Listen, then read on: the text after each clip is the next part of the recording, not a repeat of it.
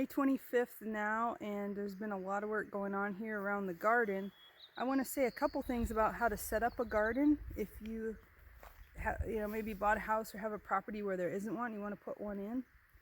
I like to always have a border around the outside of my garden. And you can see I've just used some old logs and I've planted plants. There's just some wild plants. The wild bluebells are just blooming and the iris are in between. There's rhubarb, and on this side are a row of delphiniums, and they'll fill in and they'll keep any weeds from coming up. But I like to have like these logs in between my garden and my pathway. My path goes all the way around. That way I feel like I'm keeping the weeds out. And yeah, you want to plant, if possible, in a place where the moose don't want to come. You want to plant your garden in the sunniest spot possible. We took out a lot of trees here and we get really good sun. It's south facing, and if it's on a slope, it gets a better angle of the sun. It heats it up more because the sun stays low on the horizon. So you want to think about the most sun. The moose aren't going to come usually to a place where there's so many people and cars around.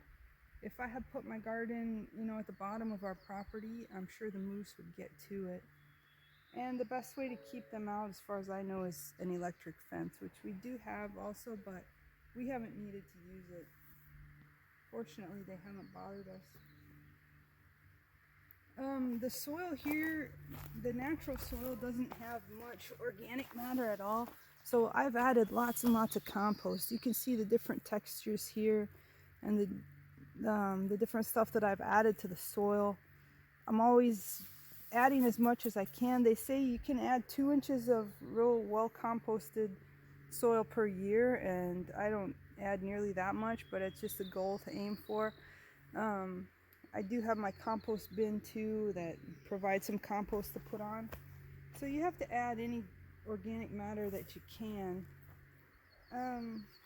And then our challenge here is, of course, how can we get it a little bit warmer? If you want to grow your warmer crops like tomatoes, cucumbers, stuff like that, you have to find a way to heat the soil. And so I have some strawberries under here, and I've just put them under clear plastic, and then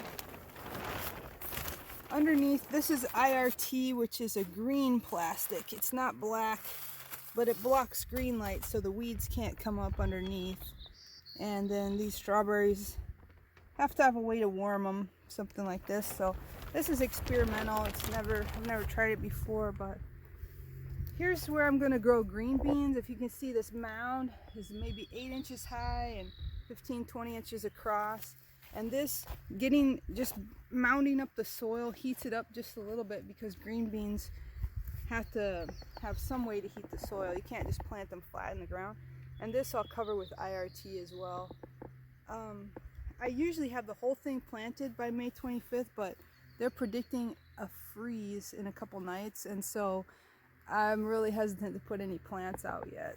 It's very unusually cold for this time of year.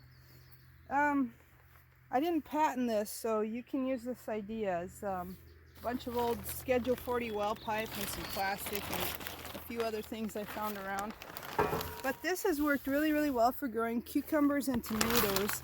I get a lot of nice cucumbers, and then some small tomatoes, like cherry tomato size, out of here. It really gets warm in here. The water jugs help add a little bit of thermal mass, just to heat up during the day and release that at night. And again, this is green plastic and covered with clear plastic. So yeah, so I'm excited to get everything planted in the ground. This time of the year, the garden's a lot of work, but then once you get everything in, you can relax a little bit. What else have we done? We rototilled. So yeah, everything's ready to go. We're just waiting for the weather to warm up now.